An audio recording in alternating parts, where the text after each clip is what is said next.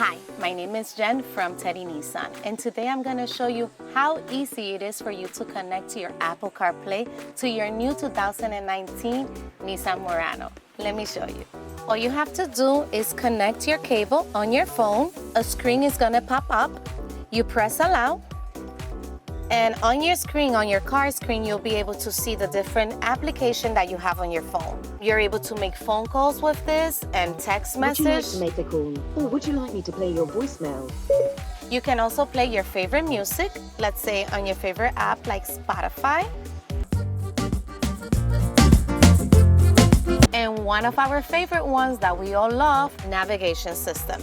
You're more than welcome to use Apple Maps, Google Maps, and one of my favorite one, Waze. We're able to go and search. Of course, we're going to Teddy Nissan. And you're able to see the map, and voila. For more information on Apple CarPlay or the new 2019 Nissan Murano, please visit us at teddynissan.com, your huggable dealer.